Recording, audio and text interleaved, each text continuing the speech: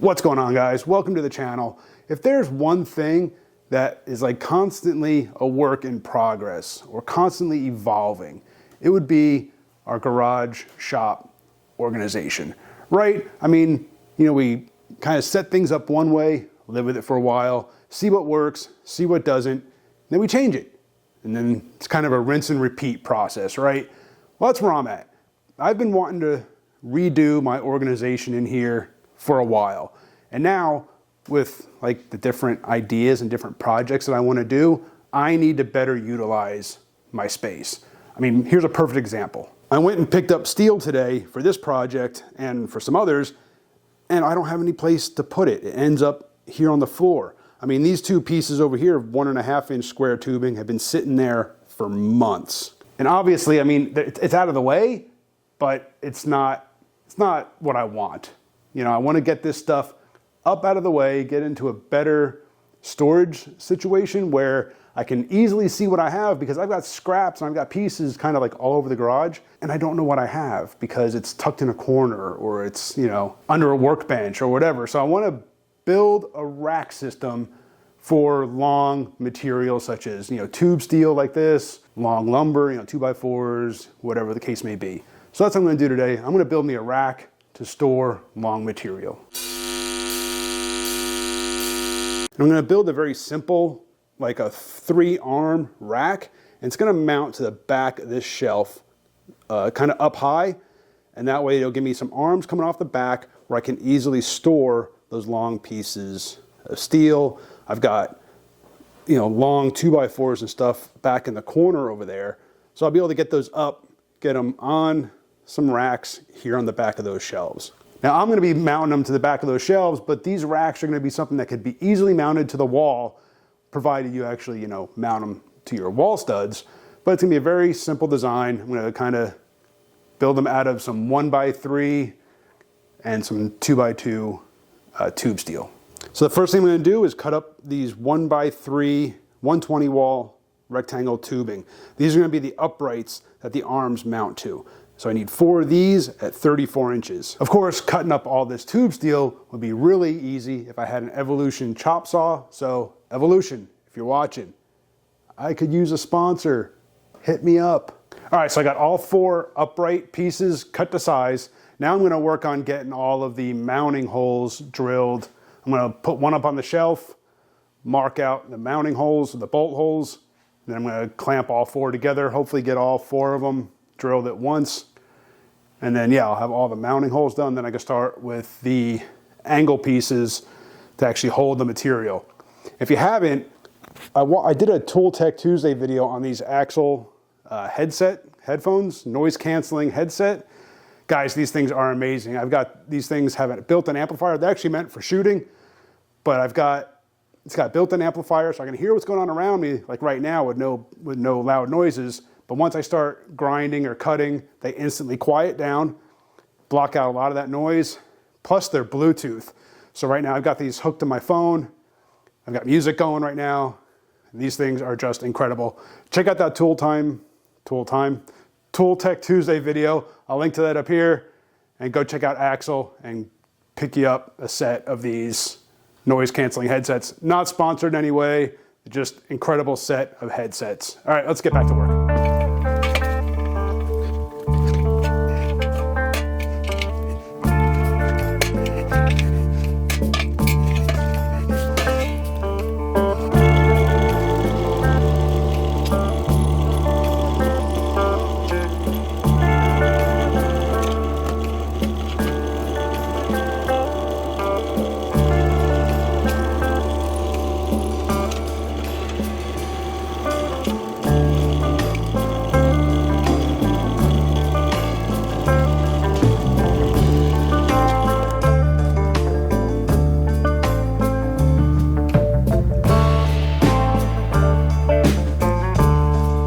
All right, now that I got all the mounting bolt hole locations for the uprights, I'm going to work on the actual arms that are going to hold the steel or the 2x4s or whatever.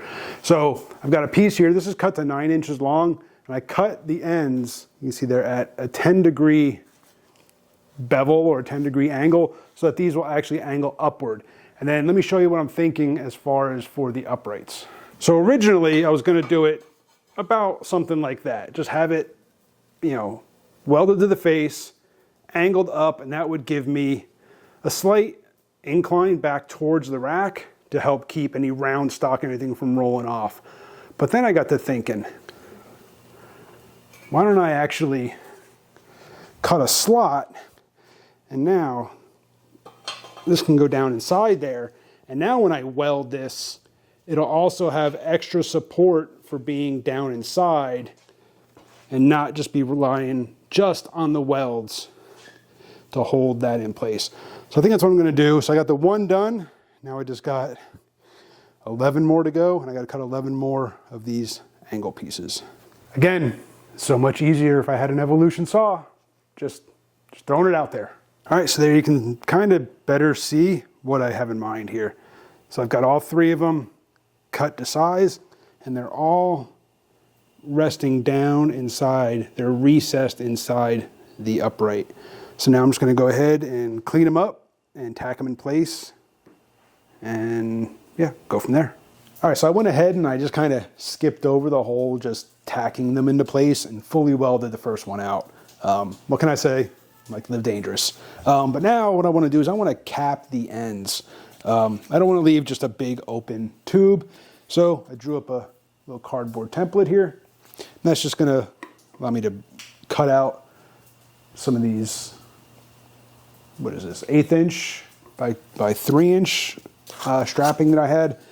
But yeah, so I'm going to trace those onto there, and then those will get welded on the ends.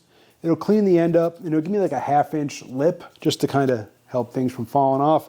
But mainly it's just to cap the ends, clean up the look, just instead of having open tubes. So I'm going to do that now. So there we go, guys. There's the first one done, minus a coat of paint or powder coat. But what I did was I got 3/8 grade 8 bolts mounted or drilled through those cross pieces on the back of the shelf, and that's where they're all going to mount. That should be plenty sturdy enough.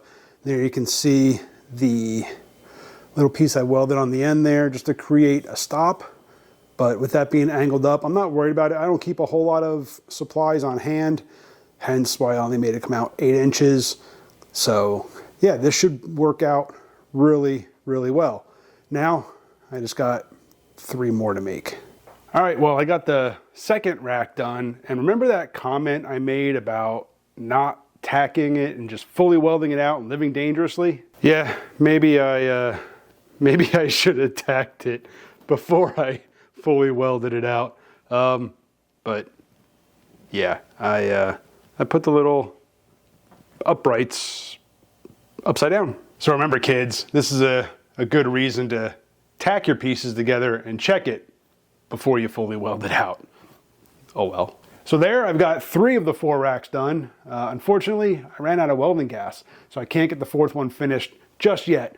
But I got the 3 mounted. I got some tube steel up on there, some wood up on top, and you can kind of see my plan for this whole thing and just how this is working out. So yeah, so I've got the kind of 2 inch, a little bit heavier stuff here on the bottom rung. Middle rung, I got some 1.5 and some 1 inch. And then up on the top is just some lumber. And the 4th rack will go all the way down here at the end of the shelf right there. But this is 10-foot sticks of the tube steel. It doesn't stick out too far. I think it works out really well. I never walk that close to my press anyway.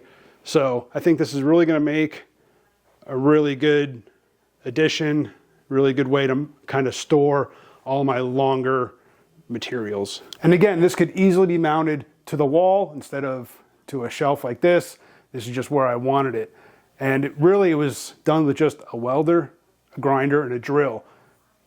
I did use a drill press, but you could do it with just a handheld drill and everything. But yeah, really simple project to kind of help organize my space. Appreciate you guys for watching. Hit that subscribe, hit the bell, and I'll see you on the next one.